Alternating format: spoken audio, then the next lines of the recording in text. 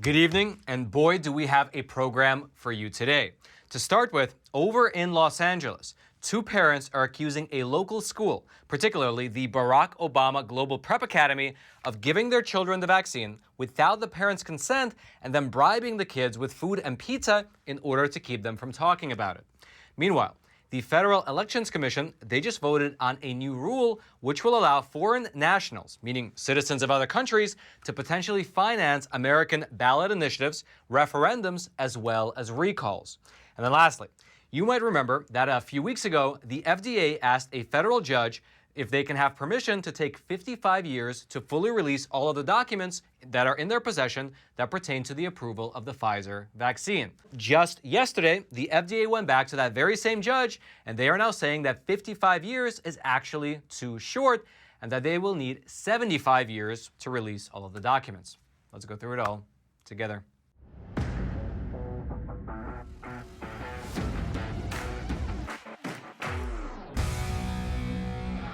This is your daily Facts Matter update, and I'm your host, Roman, from the Epoch Times. And now let's begin today's discussion by talking about foreign funding of America's elections. So, about 3 weeks ago, there was a very little publicized vote that took place inside of the Federal Elections Commission.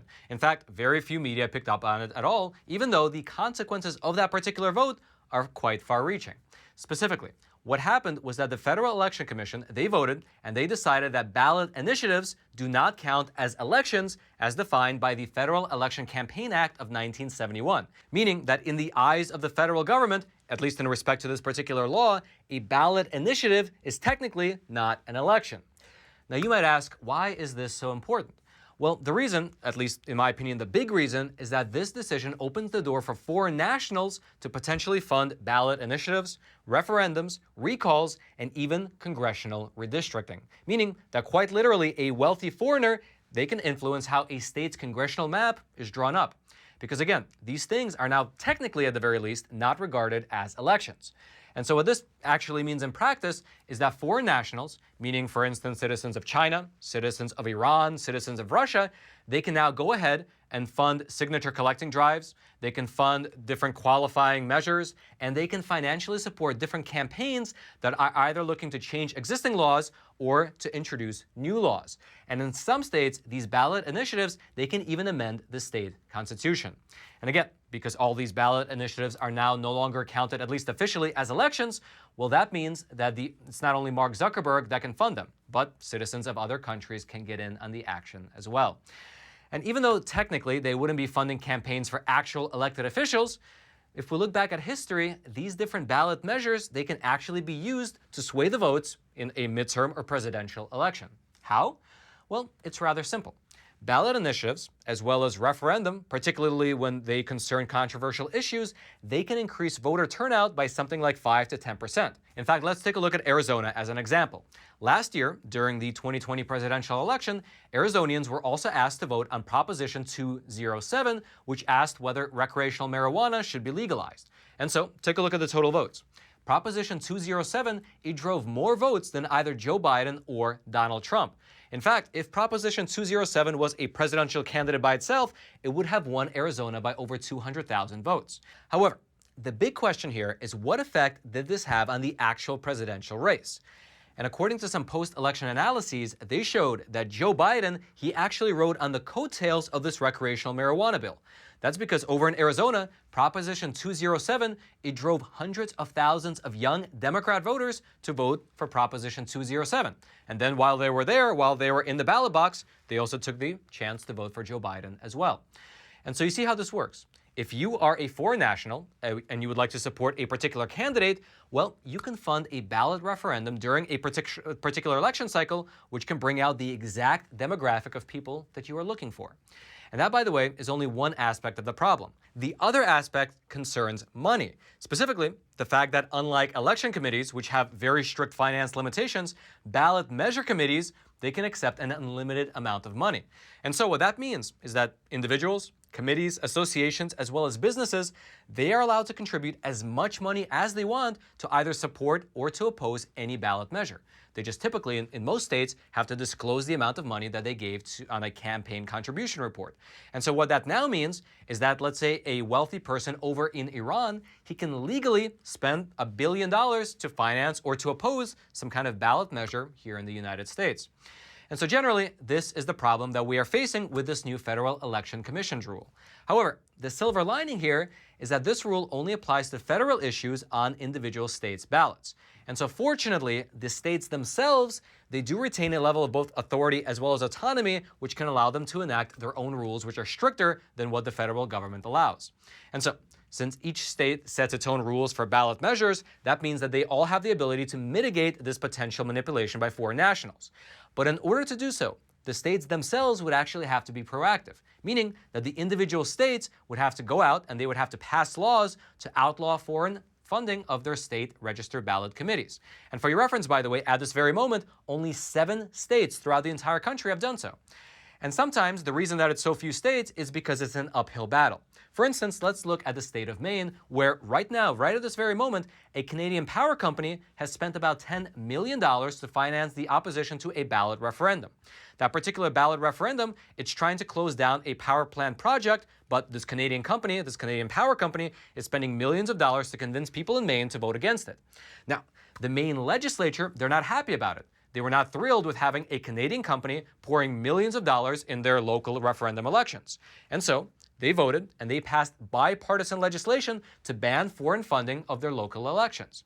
However, when that piece of legislation, which passed both the House and the Senate in Maine, when it reached the desk of Ms. Janet Mills, who's the governor of Maine, she's a Democrat, she vetoed it. She killed the bill. Why? Well, here was her reasoning that she gave in a statement. Entities with direct foreign investment employ thousands of Mainers. Legislation that could bar these entities from any form of participation in a referendum is offensive to the democratic process, which depends on a free and unfettered exchange of ideas, information, and opinion. Just an aside, it would be great if social media companies had the same opinion. Regardless, though, on the flip side, the executive director of an organization called Maine Citizens for Clean Elections, she said that this was essentially just a loophole which can allow foreign governments to interfere with our American elections. Here's specifically what that executive director said. "We are disappointed that the governor has vetoed this important legislation to get foreign government money out of Maine politics. LD 194, which was the name of this bill, which received overwhelming public and bipartisan lawmaker support at its public hearing, would close an important loophole in our laws by preventing foreign governments from spending in ballot question campaigns. This common sense reform was supported by a majority of the U.S. Congress as a part of the For the People Act, and we agree with a majority of Congress and the Maine legislature that this bill is neither unconstitutional nor offensive to the political process." Regardless, though, the bill was vetoed, and the Maine legislature does not have a supermajority to override that veto. And so perhaps it's situations exactly like this one here, which explains why only 7 states in the entire nation have laws in their books which directly ban foreign investment in ballot referendums. If you'd like to read more about the situation over in Maine or about this new rule from the Federal Elections Commission, as well as the impact that it'll have on the future of American elections, I'll throw several links into the description box below this video for you to check out. And all I ask in return is that no matter which nationality you are, take a quick moment to smash that like button and help this video out via the YouTube algorithm. Now, before we move on over and discuss how the FDA is requesting permission to take 75 full years to release all of their Pfizer documents, I'd like to take a quick moment and introduce our sponsor for today's episode, and I will do so from the sound booth. That's right, Roman. The sponsor of today's episode is an awesome company called American Hartford Gold. As I'm sure you're aware, the rate of inflation right now in this country is accelerating like crazy. I mean, everything from the cost of lumber, cars, houses, food, gas, everything is increasing at an accelerated pace.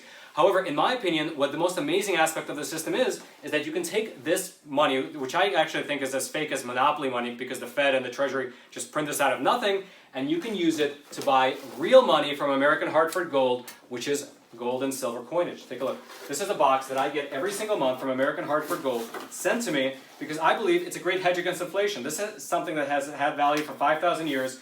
It's had value across the world in Russia, China, America, India. I mean, this is the real stuff right here. This is a beautiful, actually Canadian maple. And this is right here is some silver coinage. I don't know if you can see how shiny and beautiful it is.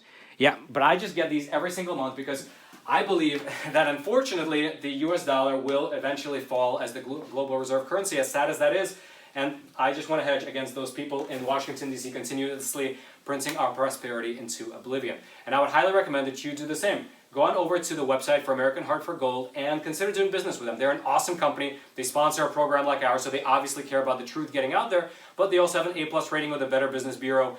They have a great customer support staff when you call them. They're super friendly, and they make the entire process super simple, because not only can you get these packages here delivered directly to your doorstep, but you can call them up and set it up so that you can actually get gold and silver directly deposited into your IRA account, again, making it all super simple. And right now they're offering a special to viewers of Facts Matter, where depending on how much you buy, how much gold and silver you buy, they will throw in $1,500 worth of free silver on your first order. So give them a call at 866-242-2352 or text Roman to 65532. Also, I'll throw a link to their website down in the description box below. And American Hartford Gold, thank you so much for sponsoring this episode. Now, Roman in the studio, back to you.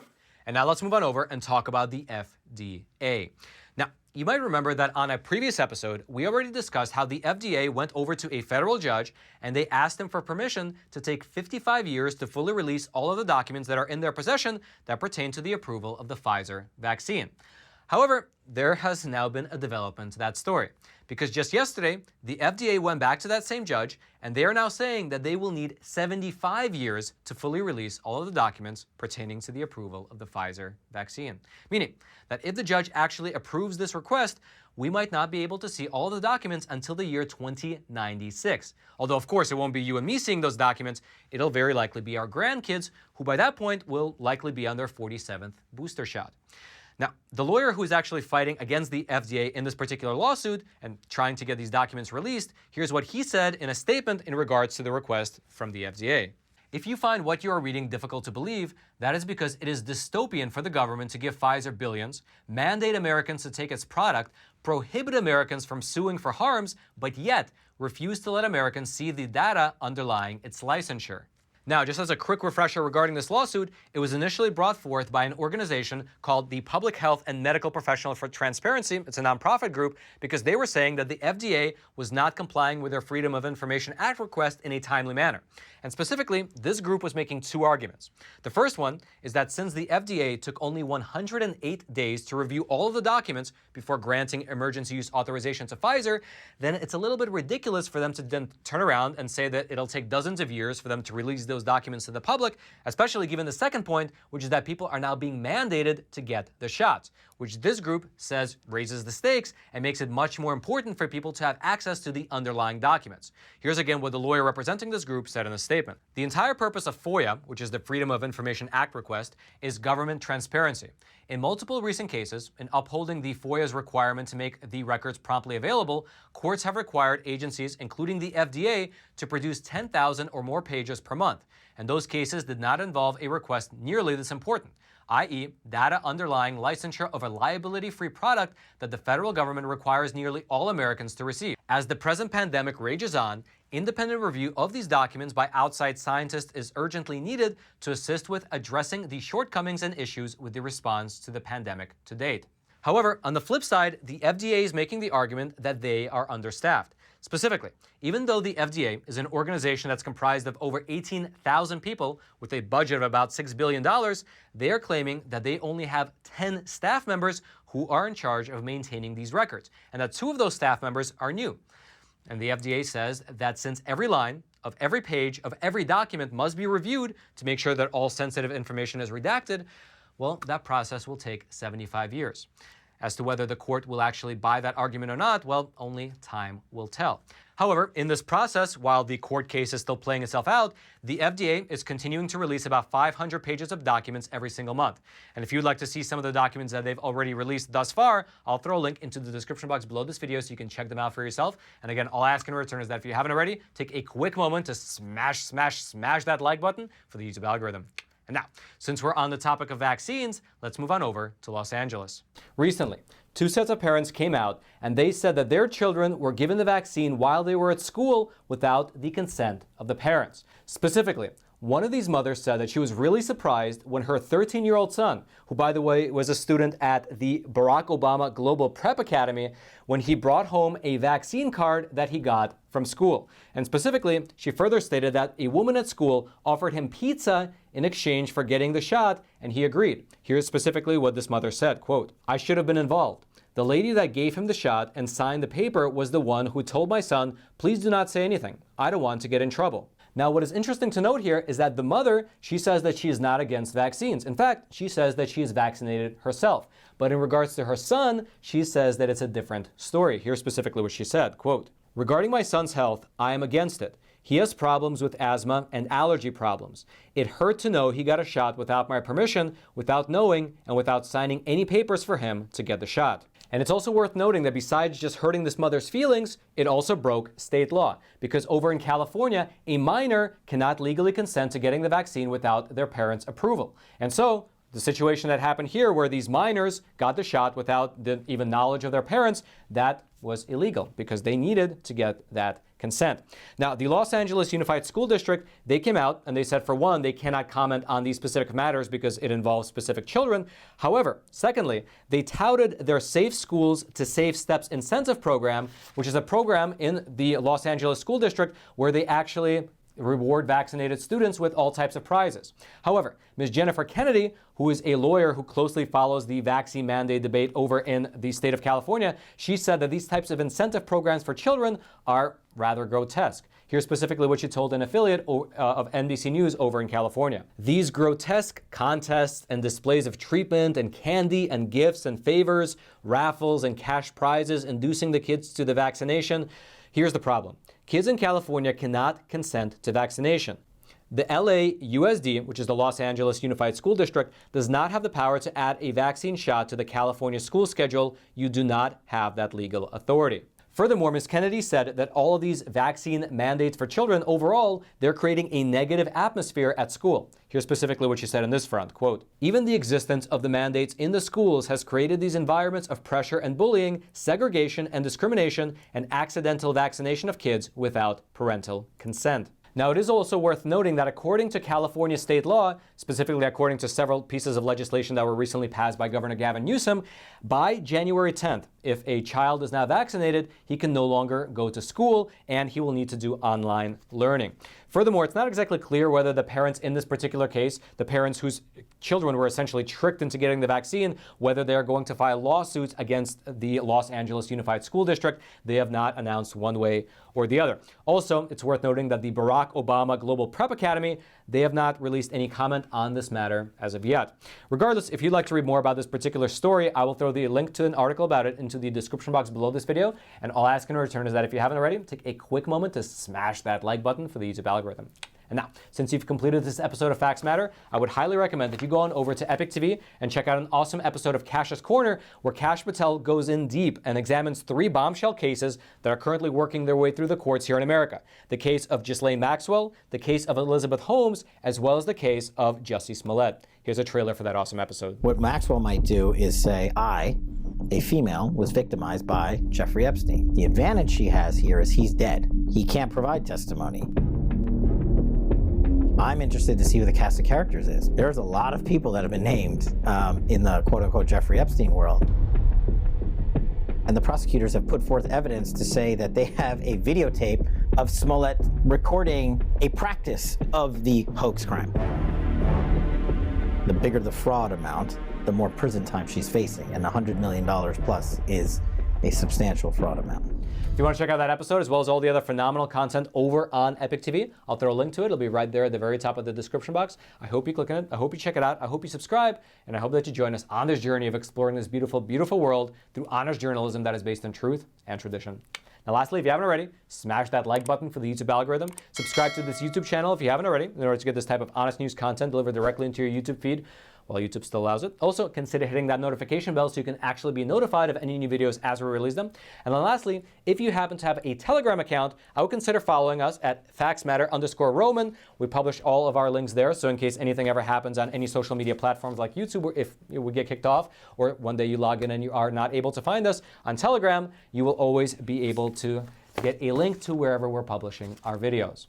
Then, until next time, I'm your host, Roman from the Epoch Times. Stay informed and stay free.